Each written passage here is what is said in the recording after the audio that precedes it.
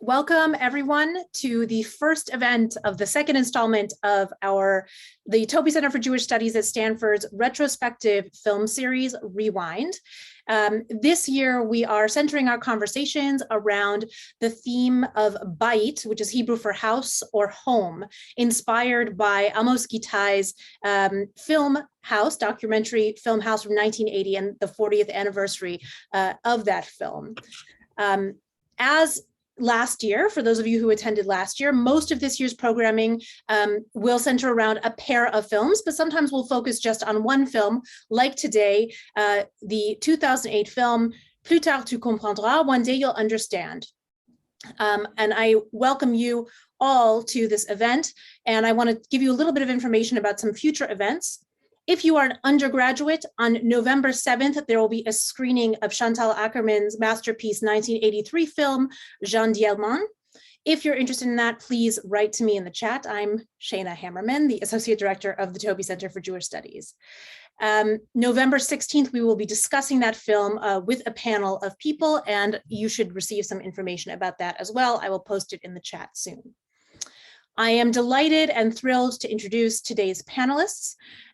First, Dr. Eitan Kensky, the Reinhardt Family Curator of Judaica and Hebraica Collections at Stanford Libraries, and Marie-Pierre Hulot, also professor, lecturer in the French department, who teaches Francophone and North African cinema and literature, and also the senior research scholar at the Amos Gitai Archive at Stanford Libraries. And you can check that out on our Rewind website. And finally, I am so honored to introduce Amos Gitai, a French-Israeli filmmaker internationally known for his documentaries, including House, around which our series will center this year. He's made documentaries and feature films on the Middle East, the Arab-Israeli conflict, and Holocaust memory in Europe. As an example, the film we'll watch today, or we'll discuss today. Many of his films have been entered in the Cannes Film Festival for the Palme d'Or, as well as the Mostra, the Venice International Film Festival for the Golden Lion Award. Gitai's work was presented in several major retrospectives in the Pompidou Center in Paris, the MoMA in New York, the Lincoln Center in New York, and the British Film Institute in London. To date, Gitai has created over 90 works of art throughout 40 years. His most recent film is Laila in Haifa. And interestingly, he holds a degree in architecture and from UC Berkeley, which is not irrelevant to the themes of house and home that we will be discussing throughout the year.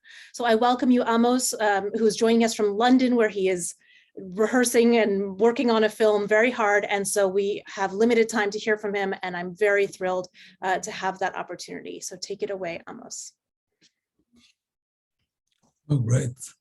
Eitan, would you like to shoot some questions? Or? Oh, sure. We can start with questions. You know, you told us a minute ago that you wanted to open with this statement, but almost if there's one thing that I've learned from working with you over the last 2 years, it's that you're constantly in flux and you're constantly coming up with new ideas. So thank you very much. Thank you for being here with us today. Welcome back to everyone who's here with us on Zoom, or welcome to the first time. Today is a special program for us here at Stanford because, for an obvious reason, Plus tard is a part of the Amos Gitai Film Archive at Stanford Libraries. And because of that, my colleague Marie-Pierre Hulot is here with us today. And she has been able to conduct really exciting research on this film of yours because of some of the raw material that exists at Stanford. Now, for professional reasons, I have not reread any of Marie-Pierre's scholarship in advance for today, but I'm excited to revisit it later. So before we get into questions about the film's themes, and I apologize for speaking so fast, but again, Amos has told us that he has very limited time. I want to ask some questions about this movie's aesthetics. You know, the setting, the camera work, the movements. This is a movie that really takes us very close into the homes of the characters, almost uncomfortably close. It kind of feels as if we are stalking them just as they are stalking their past. So I want to know, how did you approach the visual world of this film? And maybe we can take these elements kind of one by one. So let's start with the lighting and the camera work. And in particular, I'm interested in what you wanted to convey by having so many close-ups and also by keeping the camera so constantly in motion. So thank you, Shana, for your very kind introduction. thank you extended to you, Eitan, and of course to Marie-Pierre, who is in the origin with Zachary of bringing my works to Stanford, and also we exchanged many conversations with Marie-Pierre about similar questions like the one you rose. When I start with a project to start off, it's really, I would say that most of my work is a civic gesture. I've done most of my work on Israel, also on the theme of house, but also recently on the memory of the assassination of Rabin. So it's a civic gesture. And at some point I felt that since I spent many years in France, that I'm interested to dig into the French history and also the history during the Second World War. And so it coincided with the proposition that the author of the book, Plus tard tu comprendras, one day you will understand, Jerome Clement, who was at the time presiding Arte, the French-German television network, to adapt his book into the screen. So I would say that the visual question that you have asked, Eitan, will come after. First of all, I have to dig into the matière, into the essence of what I'm doing, and even to understand what is the main issue which troubled Jerome. So I will make a little synopsis of that before I get to your question. So Jerome Clement discovered quite late in his life that his parents, his father, wrote a letter in 1941 to the French police, a registered letter in which he accepted that he, Mr. Clement, who was baptized, who is Aryan, married to a Jewish woman. And Jerome found this letter only after the death of his mother, who didn't reveal that she was Jewish. And so that letter meant in 1941, when France is occupied by the Nazis, that the mother of Jerome had to hide for her life. And so he was very shocked. He actually, until this point, he lived a relatively comfortable life of being a high functionary, of finishing the most established school of the French elite.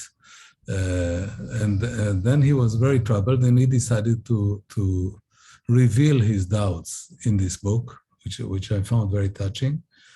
And so on one hand, it was Jerome who wanted me to do it. On the other hand, I almost needed, or I wanted to have a pretext to dig into the French history of the period of the collaboration of some part of the French population with the Nazi occupation. I love, Jeanne Moreau plays the lead role. And before she worked with me, she told me a sentence that I think is also in the center of why I do certain films. She said, if I will do a film or a theater, is it because I want to learn something that I do not know already? Now, this is very different than many other actresses or actors that I met or that I work with, who like to do again and again what they already have done. And I'm not saying it in pejorative manner, because I worked with very well-established actresses, Juliette Binoche, Rosamund Pike, Hannah Shigula, Natalie Portman, and some great Israeli and Palestinian actresses and actors. So Jeanne was a curious person. I think the first something would initiate your touch to the subject, that you have to be a curious person. You want to discover something that you don't know. When I worked with Jeanne Moreau, actually her little apartment in Paris was covered by books about anti-Semitism, about the period of the German occupation. So it was a pretext almost for her to dig into this period. The process of research was quite long, because I like to stretch the process of research into a film quite long, because I like to inform myself about it. It's a bit like what Shana said when she introduced me. I did diploma architecture in Israel in the Technion. Then I did master and PhD in Berkeley. So altogether, I almost studied 8 or 9 years architecture, and then I decided to do something else. But I don't feel that I wasted my time studying a profession and then transposing this knowledge into another medium. And now I come to your question finally, in a good Jewish manner, you make in circles, you answer, So you put questions on questions, you respect the dialectics of the conversation. So being an architect, I like the next thing I will do is to look at the space, and we found this house, this building in Rue de Dragon, which by the way was very near to the historical building of the family of Jerome Clement, and we hired basically, we rented the entire building. One floor served as a makeup kind of studio, and the other one was the shooting plateau, the place we shot it. And then I tried to configure how I can use the architecture of these apartments in order to stretch these long shots that you referred to. Now, why do I stretch this long shot, by the way, not just in this film? Because I think that we live now in an age that editing become very authoritarian, a kind of Speedy Gonzalez editing, in a way, an abuse of the montage theory of Eisenstein, So everything become like a product, like a commercial. And I think one of the only ways to oppose it is actually to stretch time, to let the viewer go through a long sequence in uninterrupted temporal unit, and in it pack it with introductions and contradictions. So the introduction in this film is a shot with Jean Moreau, actually going throughout the apartment, and the voiceover is a voiceover that we found in the archive of the Barbie trial. Barbie trial was the first time that finally the French put the butcher of Lyon, Klaus Barbie, in 1986 on trial. And this is an authentic recording of a woman telling about what happened when they were chased and they were closed and then collected and sent to Drancy and eventually to Auschwitz. So in the film, it's always multi-layered. And the fact that you have these very long blocks of temporal blocks allow us to think. When I do a play, which is what I'm doing now in London, because I'm doing Chronicle of an Assassination on Rabin, or I do a film, or an exhibition, or a book, any of this, I think that the most powerful reward of this experience is if the thinking comes when the screening is over, I say. So some films I've seen in my life over a flight. It kind of used the time and I was tired. But if you ask me, frankly, what did you see? The next day I would not even remember. And some films, which kind of troubled me also by the formal issue, not just by the content-oriented issue, they stayed in my mind for a long time. So I think that the impact we want to leave is the impact which is impact calling the spectator for a gesture of interpretation, not consumption. And the spectator is an interpreter. And why is he an interpreter? Because we want to think about memory as a agent of change.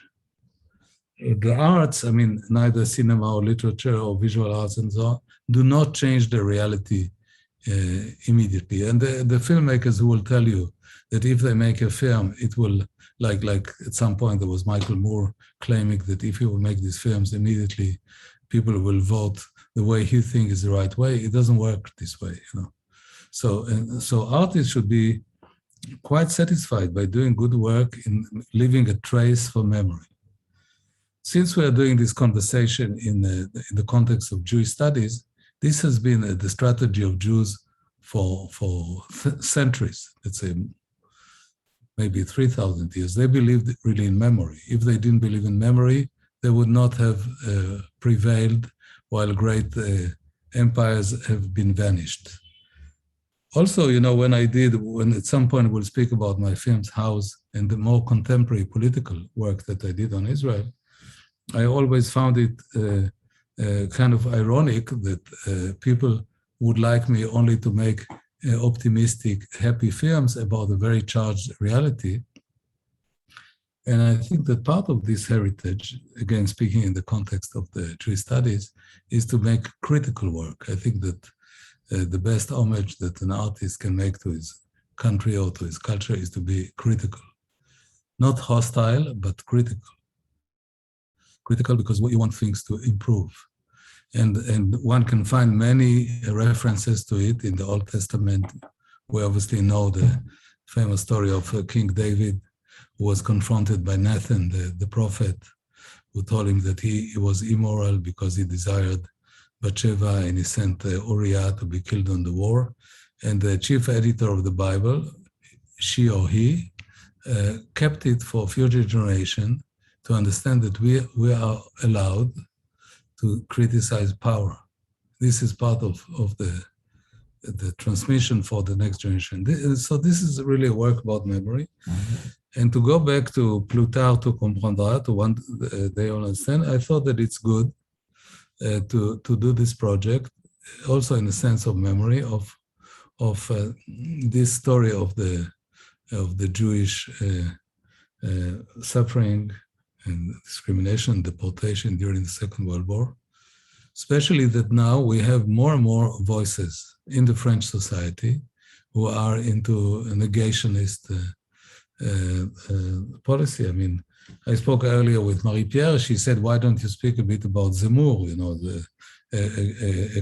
a Jewish guy who is supporting the extreme right, who is in denial of some of the atrocity of the Second World War. So I think the only weapon we have is to install memory. You know, we don't have much other things. And memory is not innocent because the humanity was also advanced by ideas, not just by machine guns and money, but also by ideas. So we have to speak about ideas because ideas will also change, and memory also make think progress. What do you think, Marie-Pierre?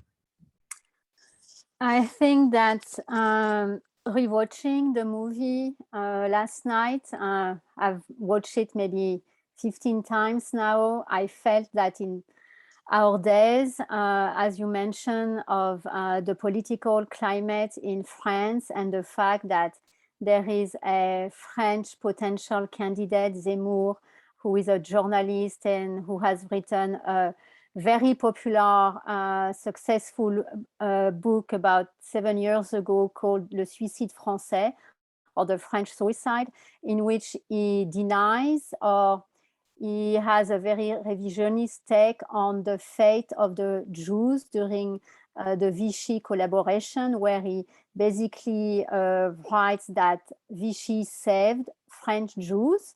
I think your movie is very timely to completely go against this fake narrative of the French Jews being saved by Marshal Pétain and Vichy. So I think your movie is even more relevant today than when you made it, when you filmed it 12 years ago. And to go back to the question that is central to the movie of memory, you start the movie at the French Memorial for the Shoah, and with an image of Victor, the main character, in the forefront, and with Jerome Clement and his sister, Catherine Clement, in the background. So this brings me to the question of interpreting the book of Jerome Clement, because as we well know, there are characters in the movie that are not present in the book. And I wanted to ask you about that aspect of your work when you adapt a movie from a work of art. No, so you're absolutely right. So, you know, when I adapted literary works, you know, it's the case of this film, but also when I worked on Aaron Appelfeld text, Tzili, or when I work with Arthur Miller, the playwright, I don't think Arthur Miller is in the collection of Stanford, but maybe one year we'll do it. And or when I work with an Israeli author like Yoshua Knaz or biblical text, when I work with a living author, I tell them that normally I will not illustrate the text because I consider that the text doesn't need illustration, you know. And you remember we had once a conversation which I liked, in which I told you that I think cinema is more authoritarian than literature, because when you read the text, let's say I will write a text about our conversation. So we had 3 or 4 people, we see them in a split screen. I will describe how they look like and so on, what are the spaces. But if we read it as a text, we can dress it with different iconography, with different image. In a way, cinema obliges us to attach a specific image to it. The second thing is that cinema is linear, so it's like music. It also installs a rhythm of perception. When you read a book, you can change the rhythm. You can go back, you can read again, you can say, I didn't understand. When you see a film, there is a given rhythm. So I think it's very interesting to when you work with a literary work, which is respectful, is to say to the author, if it's a living author, I will not illustrate it, I will engage with it, I will make an interpretation. Because the book will exist beyond the film will exist beyond the book. And so this is the issue. And you mentioned, and this is true, that when I read the text of Jerome Clement, the original book, I found that there are some characters which were missing. And I told Jerome, why didn't you include your sister, Catherine Clement, who is a very important French feminist intellectual, colleague of Julia Kristeva, and she was omitted from the book. And when I said it to Jerome, he said, yeah, Amos, but we are not in agreement about the nature of this letter that I just mentioned. So I told him, why not? And he said, Catherine thinks, because Catherine was born in 1939, before the invasion of France. She thinks that the father wrote it in order to save her life. And Jerome thinks that this is a clear gesture of collaboration. I told him, Jerome, you may be right historically, but it's not a reason to eliminate your sister from this important text. And if I was your sister, I'm telling you on a friendly term, I would not speak to you. If you make a film about such an important event, you don't even speak to me. The first writer, which was Dan Frank, said to me, Amos, stop, I mean, we have already the money, let's do the film. And I told Jerome, listen, technically I can direct the film without your sister, but I would advise you to go and speak to her. So he went to speak to her, and it was fine because she's an intelligent person. And so I got the green light to include his sister, which is not in the book. So I think what is interesting, Marie-Pierre and Eitan, when you teach this thing, you can compare the original text to the film. And then he said, are we ready to shoot? And I said, no. And so Jerome said, why not? Why not? I said, I think you should put your wife. And Jerome said, but you know, Amos, my wife is not even Jewish. And she's not, we are the 2 kids of these 2 parents, why my wife? And I told him it's exactly because she's not Jewish, but she allows you to drag your 4 kids in all this painful story of the Holocaust, that I think it's an act of human generosity of a woman to a man, that she helps you, she supports you mentally. And I think that there is no pardon for the Holocaust. There is no pardon. It's an enormous crime. But this is on a human scale, it's a gesture, and I would like to include. So I added her, and et cetera, et cetera. So finally, the film is really not strictly an adaptation of the book, but obviously the main dilemma of the book is in it. But in some cases also Jerome was right. He said, you know, the maternal grandparents of Jerome were hiding in a small village in the Lot, in one of the regions of France, a very small village, in an attic of a hotel. And in April 1944, they were given by French collaborators, by the militias, and they were sent to Drancy, and in 2 weeks they disappeared in Auschwitz. Jerome insisted that we go physically to see the place. And I told him, Jerome, it's very far away. There are not even good roads and so on. But he really insisted, and I think he was right. Because when I went with him to this village, which is really in the middle of nowhere, even today, with all the means of transportation, and you see this little hotel with two old Jews hiding in the attic, and we're talking about April 1944. The Germans already lost the Russian front. They're kind of going to lose the war, and they are noted in their obsession to collect two old Jews in a tiny village, so you see the madness. In a way, this event of two old people being dragged from an attic in a hotel in the middle of nowhere in France. And so you understand the level of the madness of the extermination of Jews in France during the Second World War. And so in a way, it created a very strong bond between us. I think retroactively, Jerome respected the fact that I was stubborn and I didn't yield to things that, and I also respected the story. And I think that the end is also, we have to say, very powerful performance by essentially chamber music of four great French actors, Jean Moreau, Hippolyte Girardot, Dominique Blanc, and Emmanuel DeVos. Emmanuel DeVos, and the daughter of Yam Abbas, and the fantastic work by Caroline Champeltier, and Isabelle Ingold as the editing, and Louis Clavis, who is now just 2 floors behind me, who is working with me on the music for the play in London. So I think that the fusion between the meaning of this project and also the story of the evolution of the project since the original written scenario by Dan Frank, but then Marie-Josée Sanselme did with me the final script. So I think that it tells us something about methodology of cinema, or about the Second World War, about the subject and the methodology, and also about the political dimension that you mentioned.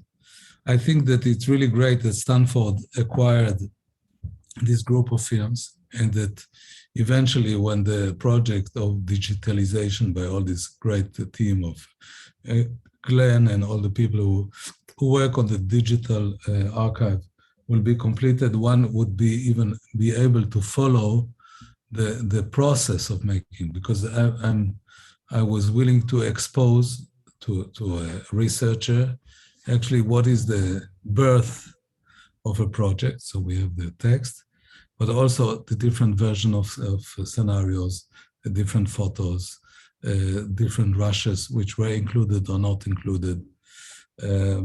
And I think that in the age of the over-domination of streaming groups like Netflix, who create a rather uniform audiovisual landscape, and actually put a lot of pressure to create almost a menu of how the film should be done, it's very good to encourage young researchers and filmmakers also to understand that it's a big laboratory of trial and error.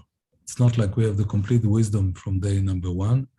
We try. There is some drafts which work, some which don't, and even for the coming conference, hopefully that we'll see each other at the end of April and throughout May, I suggested to Eitan that we also involve people of artificial intelligence, including this nice person, Marie-Pierre, that you introduced me when I was in Stanford, that will help us to create maybe a software in which we can follow the process.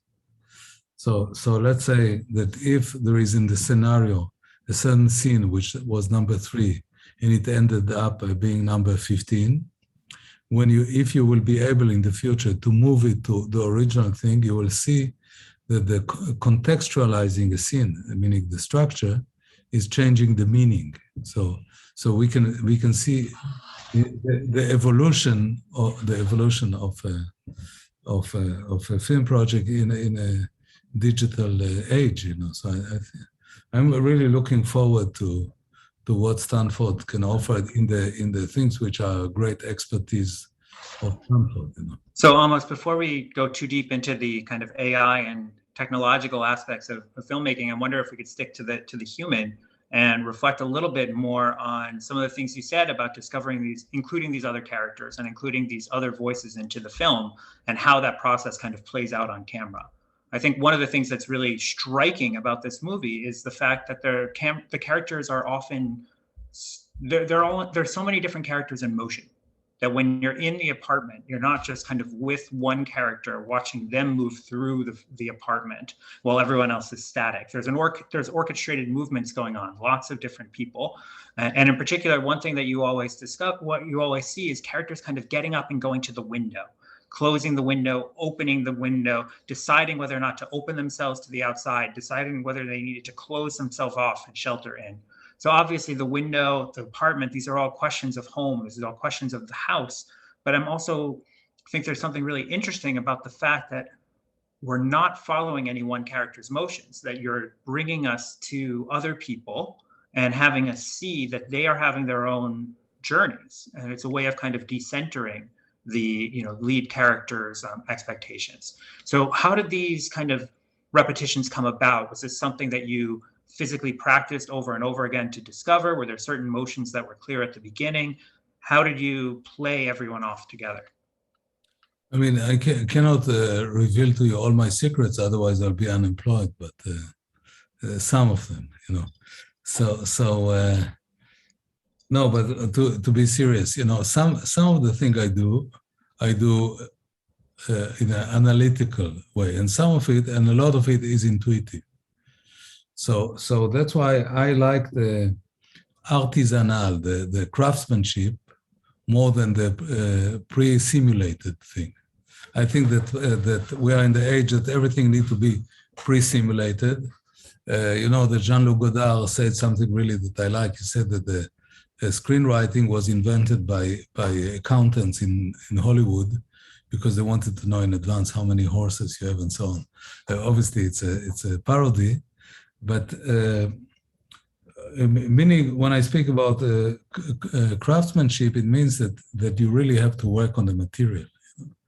And I think that if Stanford will do a thorough work on my archive, you will discover actually why I was working, because we kept in it. You know, when I do a scene, I speak to the actors continuously while shooting, which is a nightmare for the sound editors. You know, they have to clean my voice after.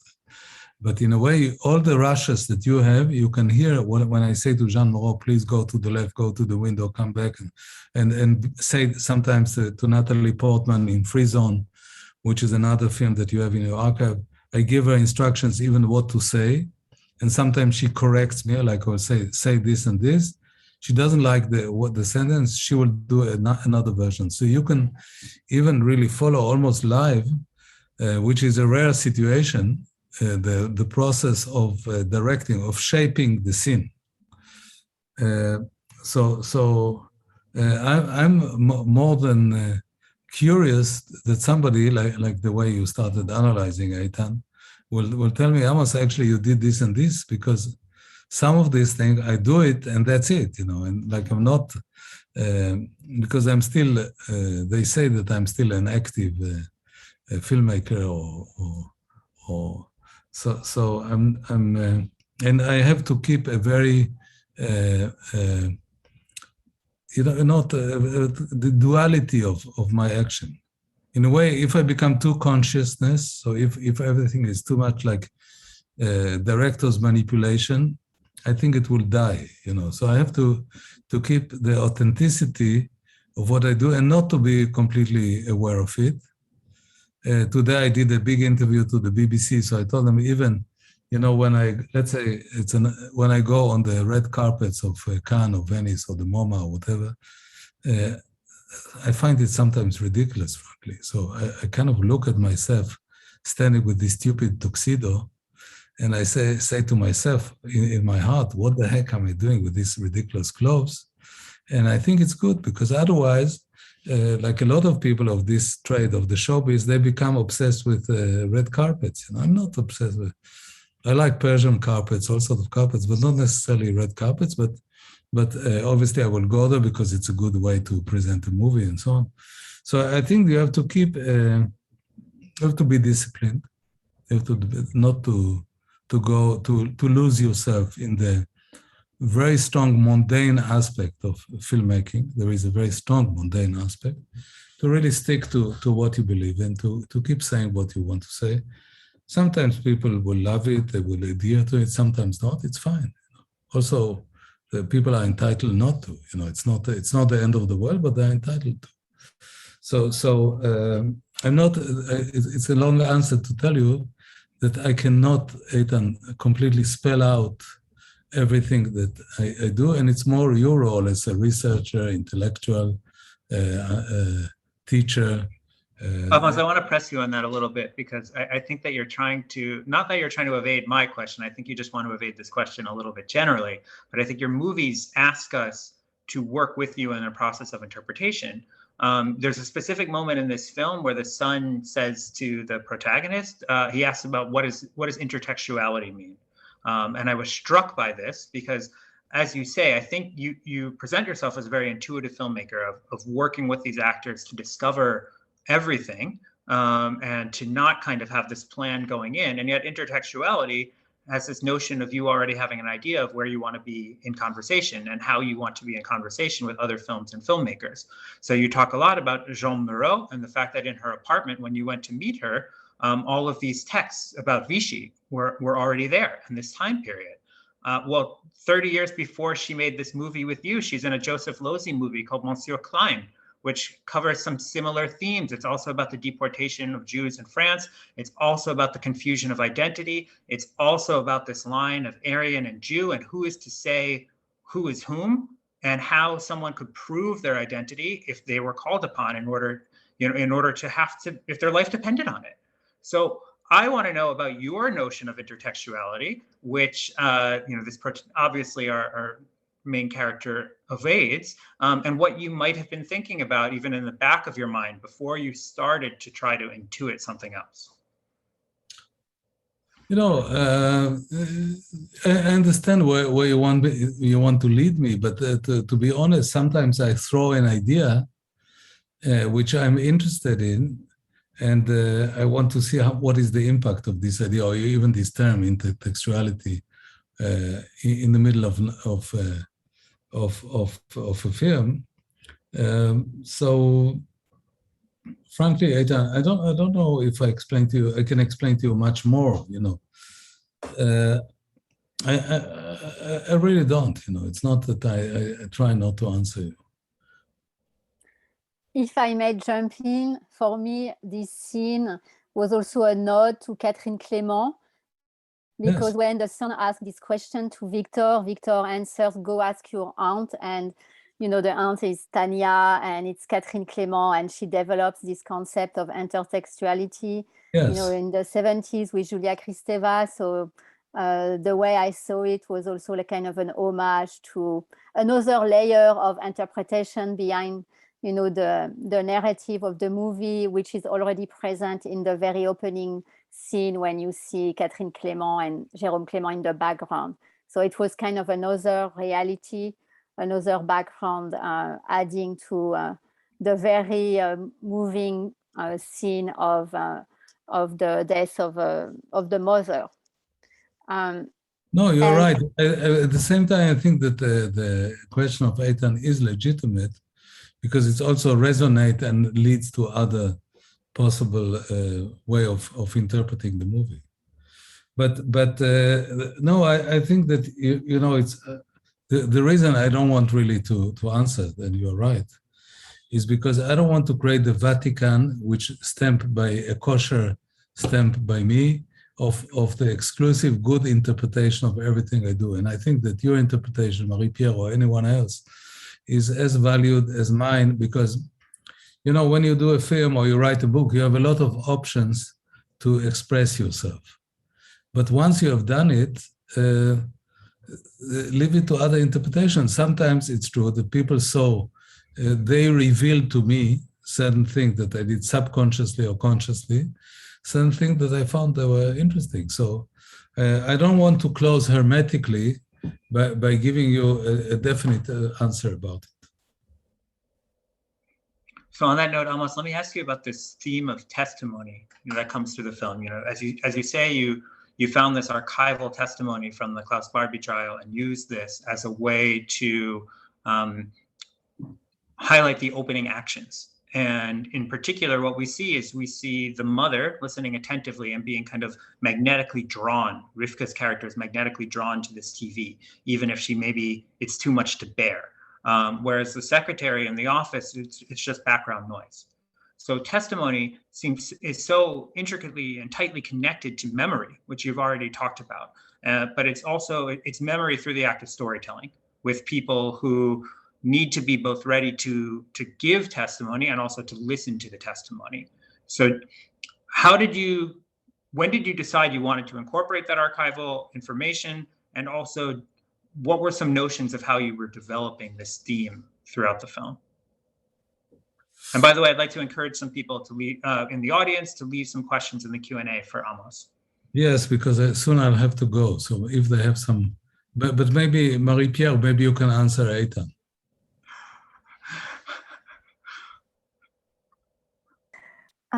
The question of testimony and the Barbie trial, I think that question goes through your movies. It's not only in Plus Tard.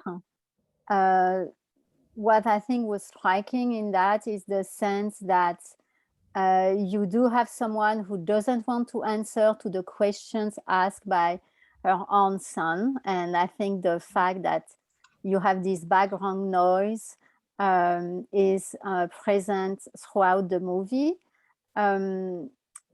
And I mean, for me, the meaning of the movie on one level is how Victor discovers his Jewishness, how he's listening to the past through archives, through letters, and he wants to have this direct testimony from his mother, but she doesn't want to give that to him. Hence, the title, One Day or Later You Will Understand. So, yes, I think it's a process of silencing the testimony that will make it appear. But that's my own interpretation of the two layers of testimony in the movie. What do you think? Are you satisfied, Eitan? Well, almost. I think not that I'm trying to accuse you of being evasive, because I think that you have a style of answering questions and you have a style of thinking about film, and it's our job here to help work with you and to understand how you're thinking, and also to kind of pose notions through you that you can kind of dismiss.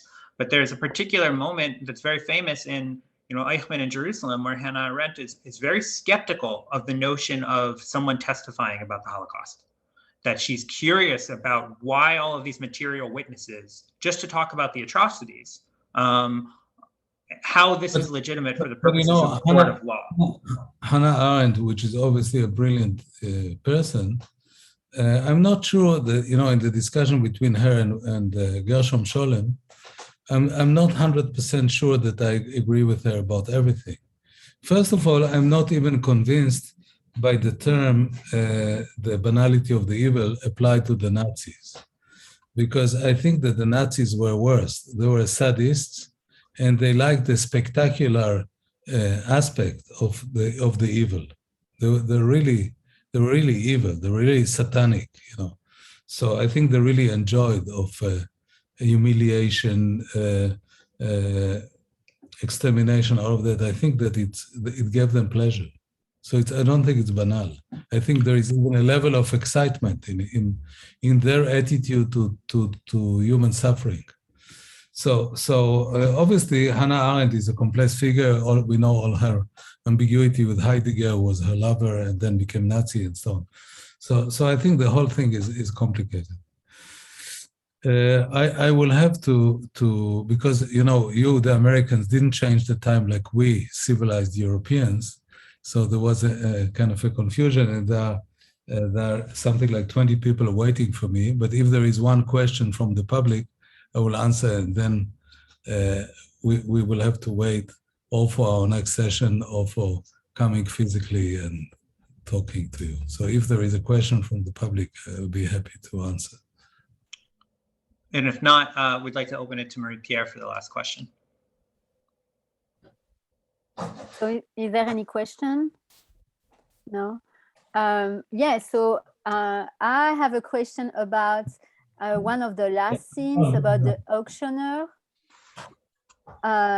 Because the theme of this film series is house and home, in homage to your house trilogy.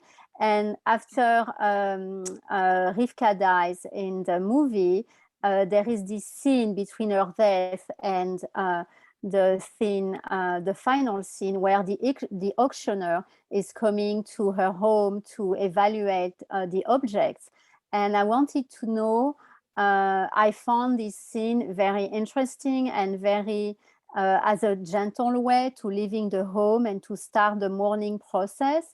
So I wanted to know why, if you know, if you want to share it with us, why you decided to include that scene, especially since I've seen the rushes of the movie and there are other scenes with the auctioneer at the airport that you did not include in the movie. So I wanted to know why you decided to include that scene in the movie. Because, after there is also a material aspect of people leaving objects and traces.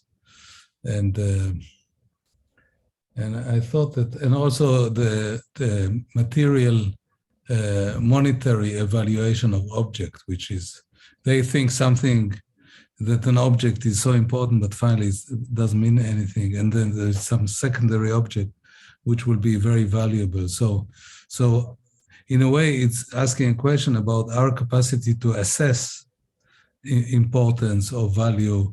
And this is really the scene about. I think that it's actually always a painful stage. I've passed it with both my parents, and I work a lot on the archive of my father in architecture and my mother in her letter, that when somebody passes away, you are left with objects. You don't know what to do. You don't know what to keep. You don't know what to keep. You don't know if you keep, what will you do with it? It's we are trying to cling to something physical, which will remind us the existence of this person. And finally, we don't know what is the meaning. We don't even what is the meaning of a body. In the non-Jewish tradition, you would burn the body. In the Jewish tradition, you will not burn it. So I think there is all this relation between the materiality of death and the disappearance of traces, and what do they mean, and the dispersing, so in a way it's kind of ending it by dispersing this apartment. So and then going back to the main theme, that what will remain is what is engraved here, which is memory, here or here, memory, and that's really the active thing. The objects there are some objects dear to our heart, but the fact that even my dear friend Jerome Clement have now a film, which he feels that it's really comforting him in his pain and the reminiscence of his mother. I think it's a kind of a consolation. So that's maybe when the artists go back to the traditional role as a healer, that there was the case in African culture and pre-monotheistic, but also in monotheistic culture, the theater started on the steps of the church or the temple and so on. So it's the artist as a healer. And I think this is why even I would say, but Jerome will say himself, why it became such an important object for him. It helped him to take distance and perspective. Thank you for the invitation. I'm sure we'll have great fun being together. Marie-Pierre, I think you should stay the entire month, so we have different exchanges. Eitan, thank you for continuing this dialogue. we'll talk next week, but on other issues. I think the book will be great. We should really use the time to think if we want to add to it elements, because again, it's a material trace. So thank you, Amos. You know, you're very much to keep with the themes of this movie and this session. Your elision between the kind of private and the public, and what is a conversation about Futard and what is just a conversation about the archive at Stanford and programming around the archiving at Stanford is really quite spectacular to watch. So I know that Shayna is going to come on to say, you know, to wrap up the program for today. In the meantime, I'd like to let Amos know and encourage Stanford affiliates that in 2020, we actually purchased an archive of Vichy appraisals of French, of Jewish-owned houses in Paris from the war. So if you're interested in the topic of this film, or this one of the topics that's alluded to in this film, I'd encourage Stanford researchers to visit our special collections in order to see them. So Amos, thank you very much. Lots more to do on this. Thank you. Thank you. Thank you, Ciao. Amos, Thank Eitan, you. and Marie-Pierre for your time and your energy today. I'm putting into the chat the RSVP for our next event in this series. And what I didn't say in the beginning, but has been alluded to many times, is that Amos Gitai will be on the Stanford campus for a month in April/May. And stay tuned for more on that. There will be lots of amazing events around that. So And he thank will you very be much. sleeping in a sleeping bag in the campus. Okay. Yes, send housing information if you have it. Thank you. And please send me the link of the conversation. Yes. Ciao. Bye-bye. Bye. Thank you. Bye.